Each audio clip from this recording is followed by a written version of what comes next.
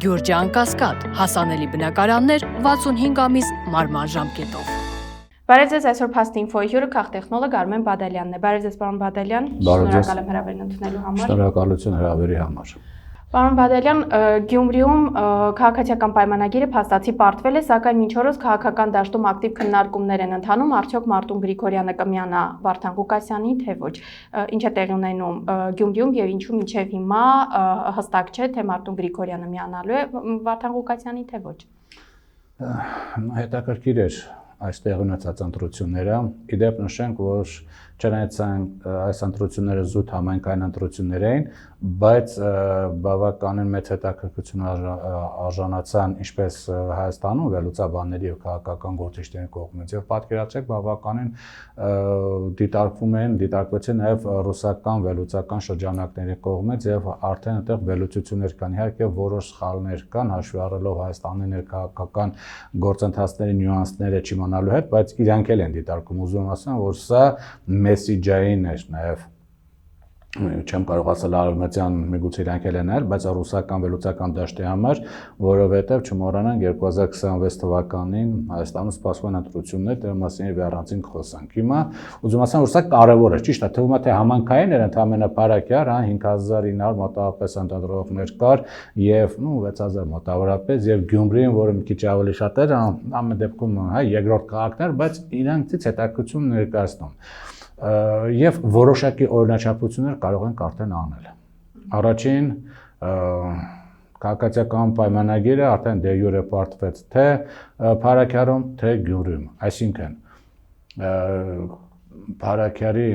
այդ խոշորացված համայնքի եւ Գյումրի քաղաքի ընտրողները մերժեցին վարչապետի այսպես կոչված իրական Հայաստանը։ Երբ որ նոսմա չէ, նա ընտրվել էր եւ իրավունք ուներ խոսալու ազգային ժողովում, քաղաքացիական պայմանագիրը ստացել է մեծամասնություն եւ նա լինելով, ասենք, իրան ժամանակ ընտրությունը ժամանակ լեգիտիմ էր, պահպանելով այդ լեգիտիմությունը ողջ գործունեության ընթացքում ազգային ժողովի, նա առաջ էր քաշում իր թեզը։ Առաջին դա իրական Հայաստանն էր եւ Արցախի հարցը փակ է։ Առաջին Փարաքյարը եւ Գյումրին ասացին իրական Հայաստանին մերժում ենք, Արցախի հարցը փակ չէ։ Սա մեկ ընդհանուր որներն են։ Երկրորդ, օրինաչափությունը կայանում է նրանում, որ չնայած սա դե յուրե համամասնական ընտրություններն, գնում են քվեարկում եք ուժերին, քաղաքական ուժերին կամ դաշինքներին, բայց դե ֆակտո սա մեծամասնական ընտրություններ են, այսինքն անհատին են քվեարկել։ Հասկանալի է, որ Փարաքյարում հաղթած տեխնացուն, եթե չներկայացներ ապրելու երկիրը լիներ, չգիտեմ, մեկ այլ կուսակցություն, որ այսօր արտադրության նախարարությունում կա, ասենք, չգիտեմ, պայմանական ասած, ինչ որ սոցիալական, ժողովրդավարական ինչ որ մի հատ կուսակցություն, պայմանական այդպես անվանենք, էլ այդքան է ստանալու, որտեղ տվյալ գործիչը ունի համապատասխան հեղինակություն այդ իր կողմնակիցների մոտ։ Ուղղակի կուսակցությունը ապրելու երկիրը դա ոնց ասում են, իրան օգնող դերակատարություն ունեցավ։ Նույնն էլ Գյումրիում։ Այնպես չի, որ Գյումրիում կոմունիստները ստացան այդքան ձայն, հասկանալի է։ Ուղղակի քանի որ ընտրական գործընթացը այնպիսին էր, որ դու պետք է կուսակցություն կամ դաշինքով գնաս եւ ոչ թե անհատ կամ ինչ որ հասարակական կազմակերպությունով, որտեղ այդ բաները փոխան վերացվեցին ժամանակի ընթացքում, նա կոմունիստական կուսակցությունը, բայց ստացել է ձայն Վարդան Ղուկասյանը, ստացել է ձայն, ուրեմն, Մարտուն Գրիգորյանը, ստացել է ձայն, չգիտեմ, Կարեն Անդրասյանը, Ռուբեն Մխիթարյանն եւ մյուսներն են ստացել ձայն, ոչ թե իր հետից կանգնած կուսակցությունները, նույնը վերաբերվում է նաեւ Սարիկ Մինասյանին, որի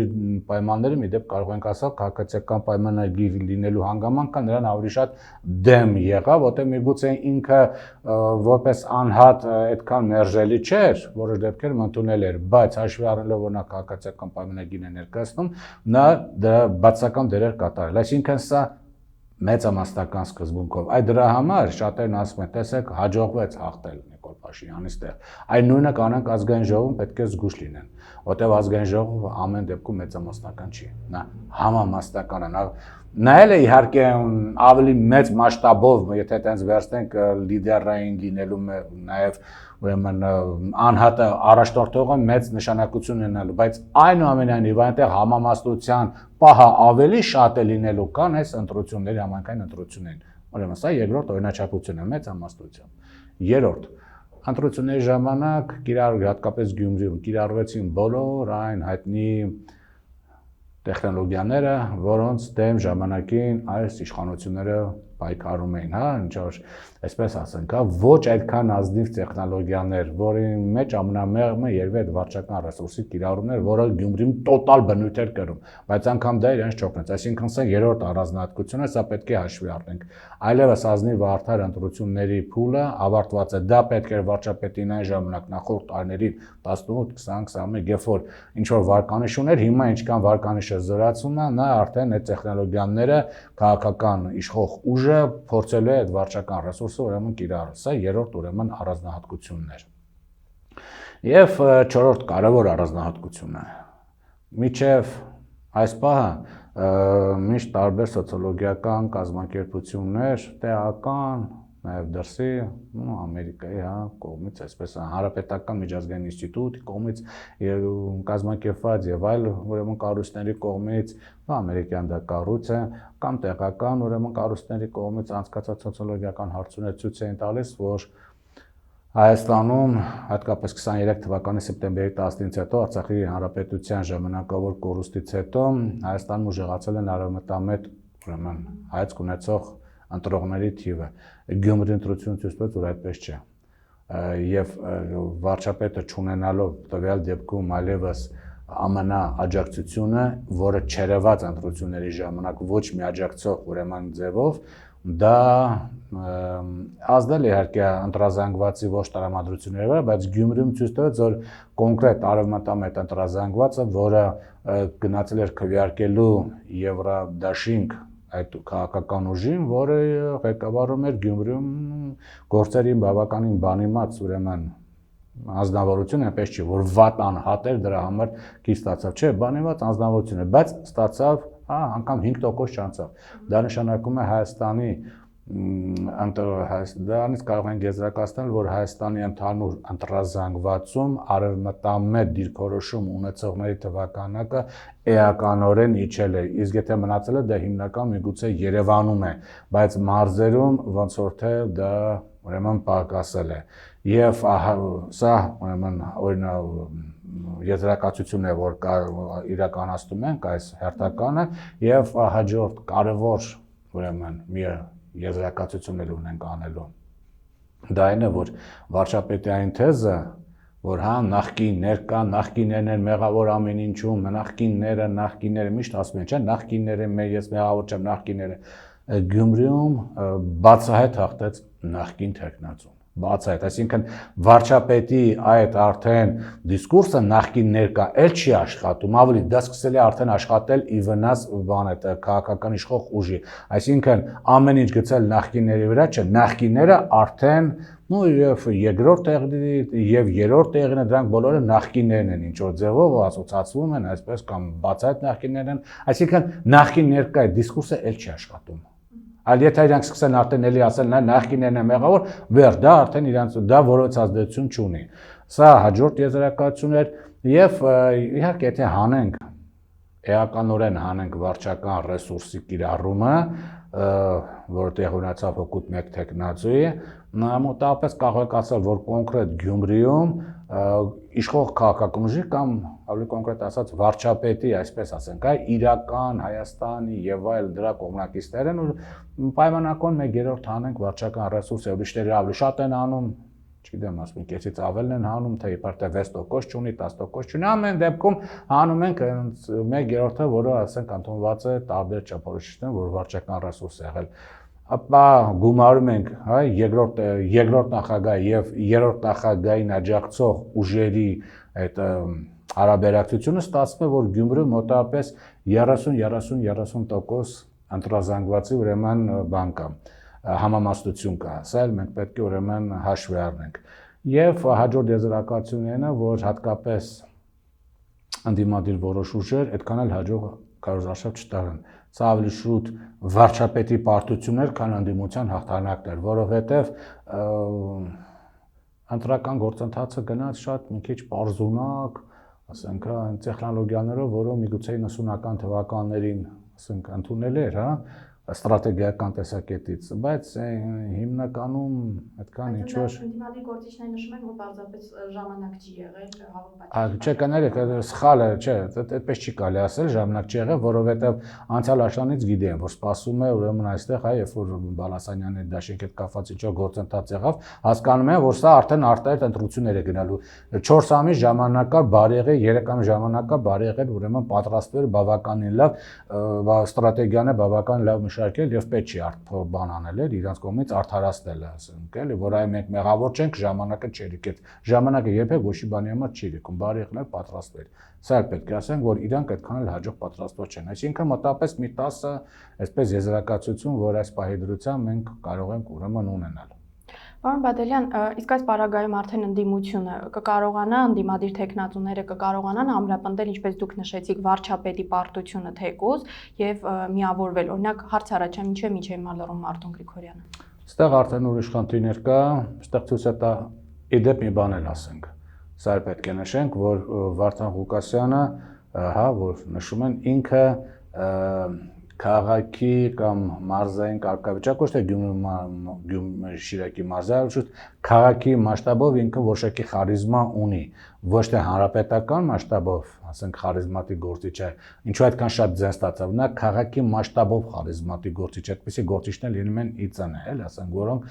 ոչ թե հանրապետական մասշտաբի են, օրինակ Լևոն Տեր-Պետրոսյանը, ասենք հանրապետության մասշտաբի խարիզմատիկ գործիչ էր, Կարեն Դիմաչյանը խարիզմատիկ գործիչ էր հանրապետության մասշտաբի, Վազգեն Սարգսյանը խարիզմատիկ գործիչ էր հանրապետության մասշտաբի, բայց Վարդան Ղուկասյանը քաղաքի մասշտաբով խարիզմատիկ գործիչ է, դա ի օգուտ իրեն աշխատեց եւ դրա նաև ինքը 22% համարյա ձեն ստացավ։ Հիմա ինչ վերաբերում է այդ չմիավորմանը, գիտեք ինչ, Գյումրեցին իր խոսքը ասել է, նա դեմ քվեարկեց քաղաքացիական պայմանագիր կուսակցությանը եւ առնվազն ազնիվ չէ, երբ որ քաղաքական, ընդդիմադիր ուժերից մեկը իր անձնական ամբիցիաները ավելի բարձր է դասում, քան գյումրեցիների ընդհանուր ուրեմն այդ դիրքորոշումը եւ ինչ որ հիշում է թե չգիտեմ 15 թե 20 առաջ ինչ որ վրեժ եղել, ինչ որ բան եղել, լուրջ չի էլի եւ փաստորեն սրանով ցույց է տալիս, որ իրոք կլանային նշանակությունը միգուցե գերադասում է քաղաքի ուրեմն քաղաքացիների հաղթանակից, սա արդեն ազդել է տվյալ քաղաքական ուժի վարկանիշի վրա եւ եթե գնալու են թազա ընտրություններ, հավատացեք ինքը միգուցե շատ ավելի արդեն քիչ ձայն ստանա, որովհետեւ մարդիկ տեսնում են, որ մեղավորն է, այսինքն հարվածը ինքն է ստանալու։ Հիմա եթե անգամ ինքը պաշտպանել, արդեն այն ողջավորությունը չկա, որտեղ ցույց տվեցին, որ ինքը ընդամենը անձնական ամբիցիաներն է լուծում այստեղ Գյումրի քաղաքում եւ ոչ թե, ասենք,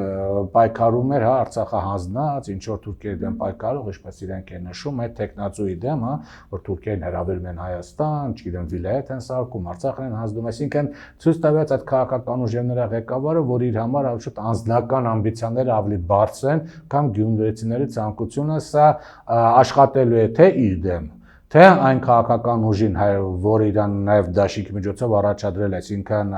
հայրենի կուսակցություն եւ նրա ղեկավար Վանեցյանի դեմ, եւ թե երրորդ նախագահի դեմ, որը ըստ մամուլի ասոցացվում է այս քաղաքական ուժի հետ, որովհետեւ հանդիսան չմոռանանք, որ տվել պատգամավորը պատիվ ունեմ ուրեմն խմբակցությունից է, այս խմբակցության քաղաքական ղեկավարը երրորդ նախագահն, այսինքն այդ հարվածը ստանալու են թե ինքը, թե Վանեցյանը, թե երրորդ նախագահ Սերժ Սարգսյանը, եթե այս կամ այն պատճառով վարչապետը կարողանա Գյումրիում իր տեխնացուին էլի որոշ ժամանակով քաղաքապետի ուրեմն պաշտոնը երկարացնել, որտեղ սա արդեն այսպես հասարակական քաղաքական դաշտում արդեն սկսում է աշխատել տվյալ տեխնացուի դեմ եւ այն տպավորությունը ստեղծում, որ այդ տեխնացուն ինքնուրույն չէ, այսինքն ինքը, այսպես ասած,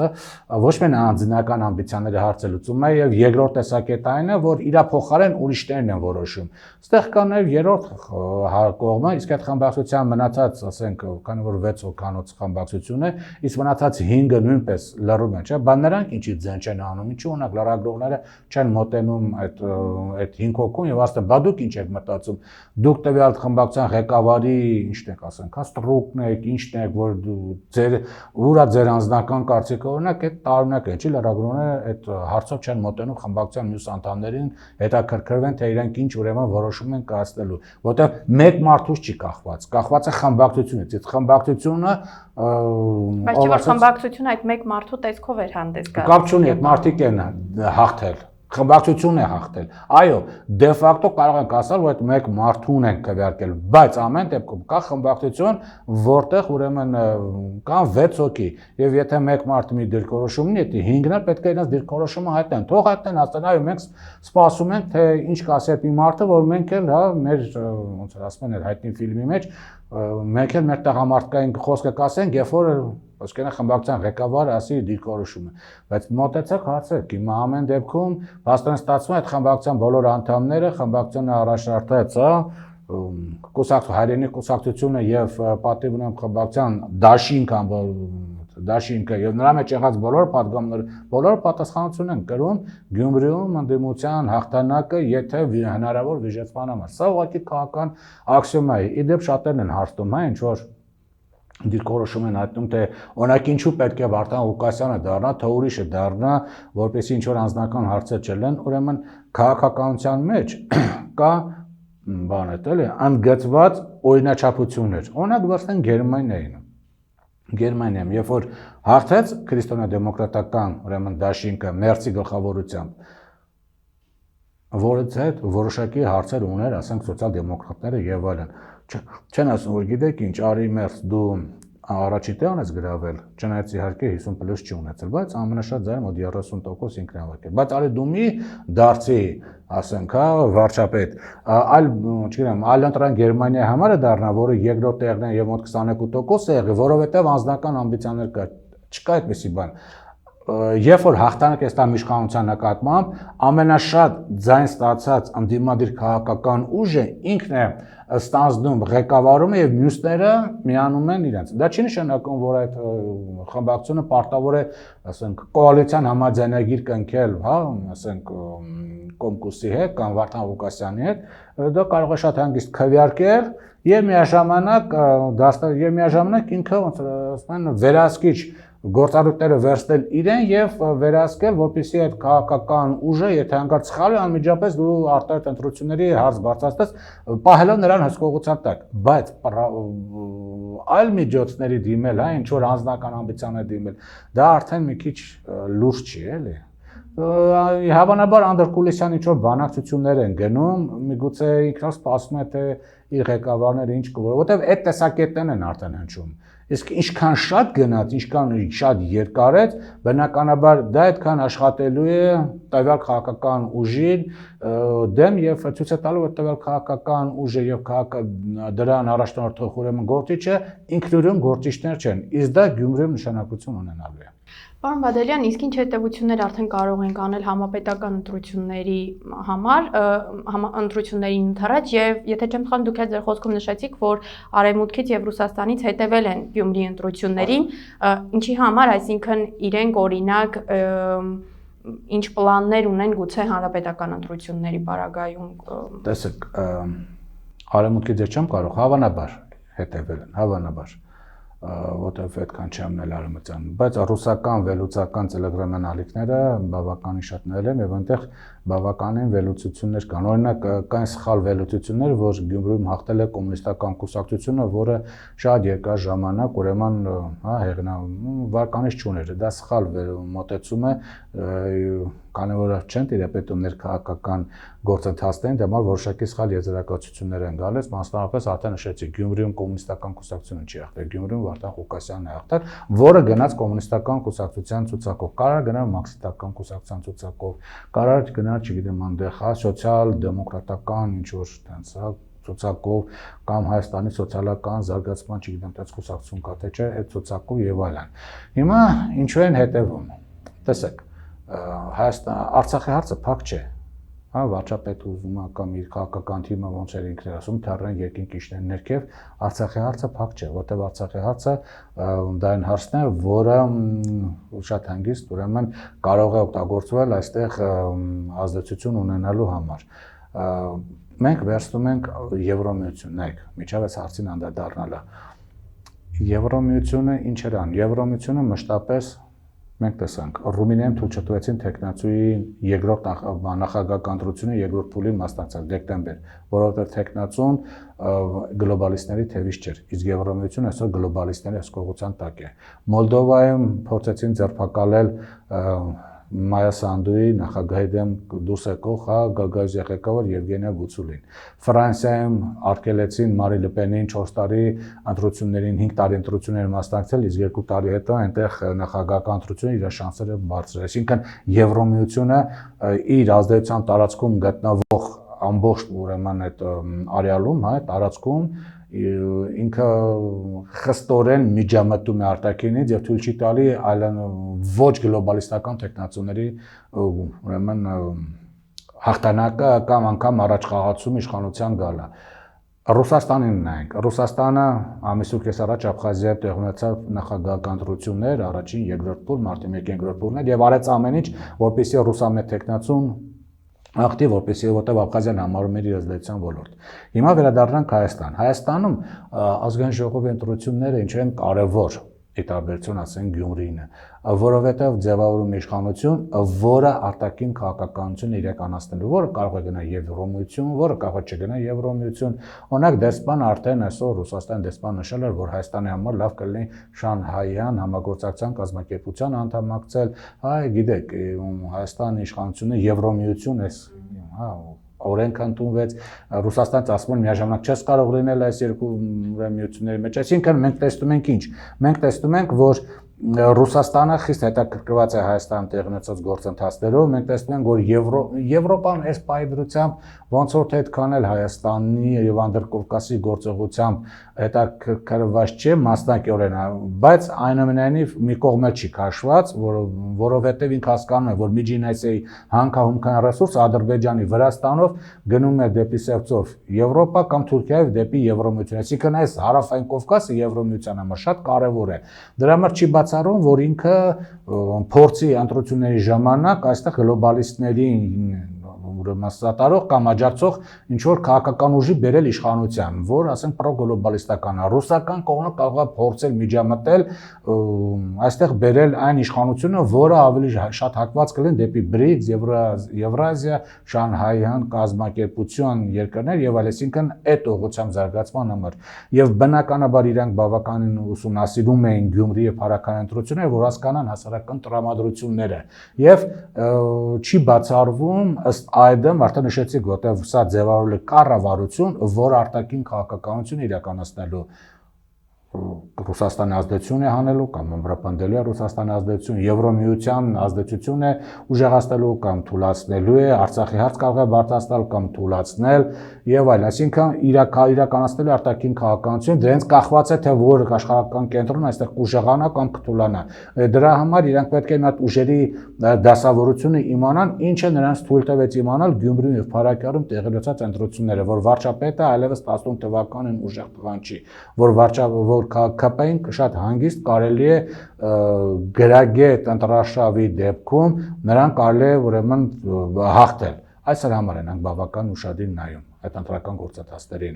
Պարոն Վադելյան, տեսեք, կարծիքներ կան, որ Գյումրիում եւ Փարաքյան պարտությունից հետո Նիկոլ Փաշինյանը ռեպրեսիաներ է կիրառու հենց իր թիմակիցների նկատմամբ, քանի որ խոստացել էր ընտրություններից առաջ, որ եթե հաղթանակ չլինի, ձայներ չհավաքեն, ապա պատժելու է բոլորին եւ հիմա կարծիքներ կան, որ շատերը հրաժեշտ են տալու իրենց պաշտոններին, որքանով են այդ կարծիքները համապատասխան իրականությանը կամ ինչ քայլերի կարելի է սպասել հենց Նիկոլ Փաշինյանի կողմից։ Դա երկրորդական կամ 10-րդական նշանակություն ունի այդ հանգամանքը։ Եվ որ ռեպրեսիա տվեց դրանից Գյումրիում ԿՊ-ի կողմնակիցների թիվը շատացան։ Ներիշխանական ճաքերի մասով։ Չէ, ներիշխանական ճաքերը գիտեք ինչ, այդ ճաքերը արդեն վաղուց են տվել։ Այդ ռեպրեսիաներն էլ արդեն որովհետեւ նշանակություն չունեն։ Որտեղ շատ գիտենք արդեն որ վարչապետ իշքան խոսա, բայց ինքը անգամ իր ազգային ժողովի երկու падգամավորի անգամ մանդատը չկարողացավ այդ վերցնել։ Սա պետք է փաստել։ Ինքը այնքան թույլացավ, որ երկու падգամավոր ոչ ամենա, այսպես քաղաքականապես, ոնց հա, առաջին, այսպես կատեգորիայի, այսպես ասենք, էլի, եթե կարելի այդպես ասել, ոչ առաջնակարգ, ոչ առաջին տեղը զբաղեցնող երկու падգամավորը, ոչ ամենաազդեցիկ, ավելի կոնկրետ կարող ենք ասել, խմբակցություն, ոչ ամենաազդեցիկ падգամավոր, երկու падգամավորի ձեռքից մանդատը չկարողացավ հետ վերցնել։ Դա ամենալավագույն ապացույցներից մեկն է, որ ինքը այլևս 2018 թվականի, ասենք, գործիչը չէ։ Ինքը այլ ազդեցություն չունի։ Դա ման ինքը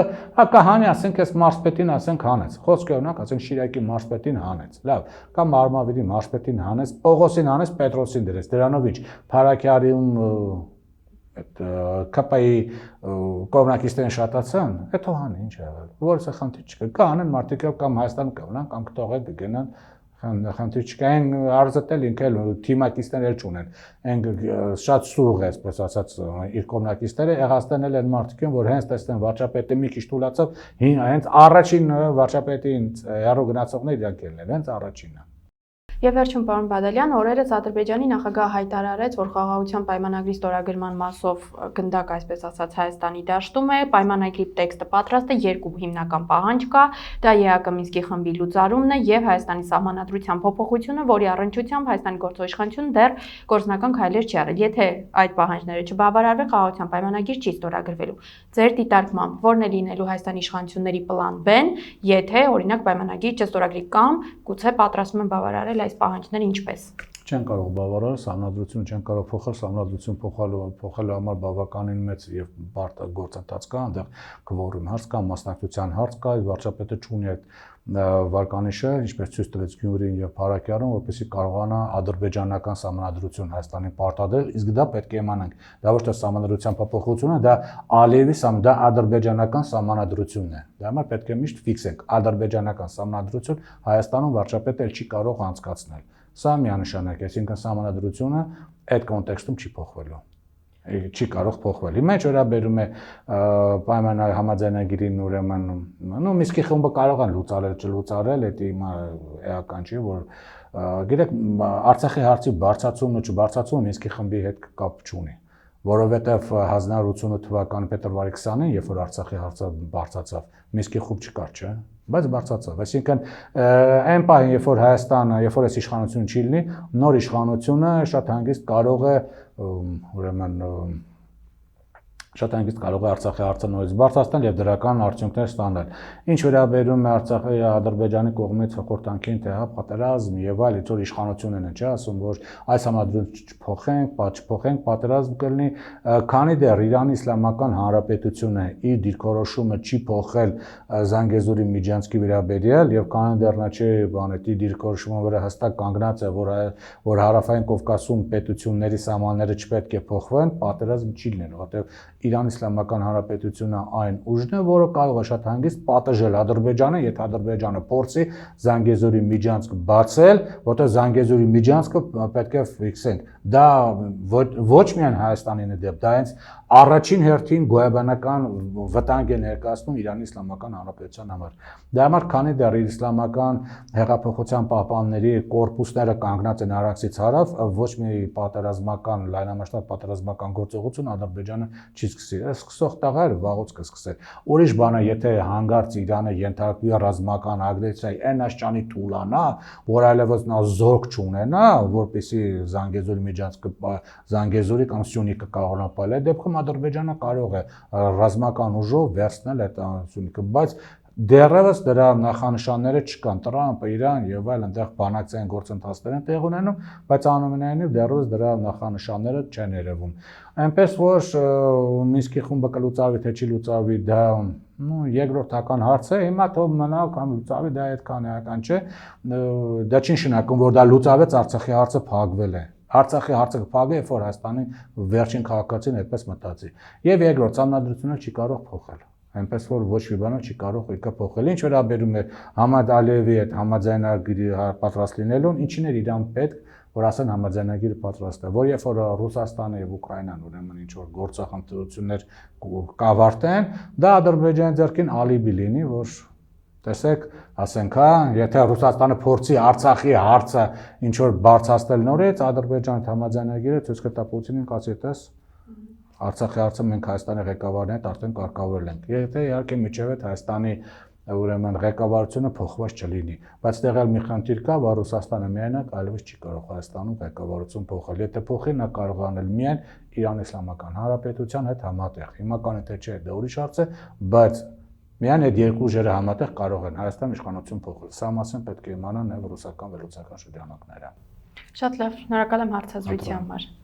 Այսօր իմ հյուրը քաղտեխնոլոգ Արմեն Բադալյանն էր։ Fast-Info-ի հաղորդումներին արագ հասանելիություն ունենալու համար կարող եք բաժանորդագրվել YouTube-յան մեր ալիքին։ Համախմբվենք եւ փրկենք հայրենիքը ներքին ու արտաքին թշնամուց։ Մինչ նոր հանդիպում։